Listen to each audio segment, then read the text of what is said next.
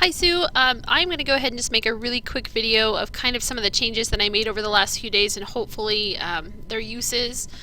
Right here I moved his contract over here so you can look at it. This is where I moved the I'm sorry, and I can probably foresee that he might need to say I'm sorry again, so we have a place for him to document that or to show some restitution. This just links back to the school's website. Over here I'm going to show you really quick. I've got his math self-reflection done. So if you click on math over here, it gives him an opportunity to kind of take a look and say, you know, I put my name on my paper, I started my assignment, I completed my problems, and I shared out with Mrs. Bixler these type of self-assessments that were in the Excel spreadsheet that I had. So I added that, and then he can actually, the idea is to hopefully do a self-reflection after each subject. Whether he does that on a daily basis, I imagine there's probably some days where certain subjects might not be missed, and then he can just reflect on specific subjects as needed. So he can do this at school, he can do it at home. If it's something that helps him kind of find out how he's doing to self-evaluate, that's the hope. I don't have spelling done. I have a page for spelling, but I don't have any type of self-reflection for spelling or the different subjects that I've added over this weekend. However, if you click on reports, this is the hope.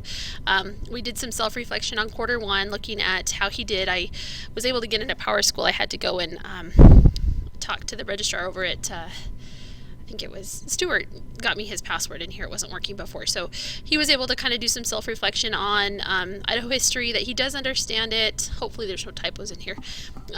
But I helped him create this where he does understand it, but he's not able to be graded on what he understands if he doesn't put forth the effort and write. And so that's some self-reflection on here. And then spelling, I'm still working on getting a spelling section where he can speak into the microphone. That's our goal. Hopefully for tonight we can get that done. But it's a work in progress for sure. The most important thing we wanted him to be able to do was do some self-reflection. And then if he does his self-reflection, so I have math set up, he goes through and he fills out how he did. He can go into math, or I can go into math, or you can go into math, and we can take a look at the answers to his questions here.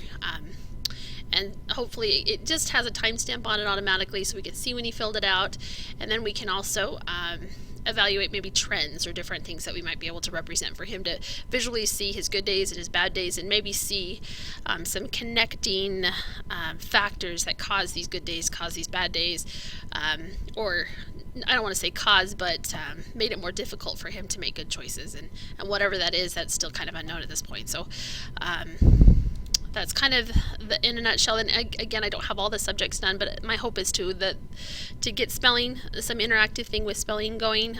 Thank you. I appreciate the spelling words that you sent out. And then also each one of these subjects having a self-reflection, even like accountability to homework. Did I do my homework?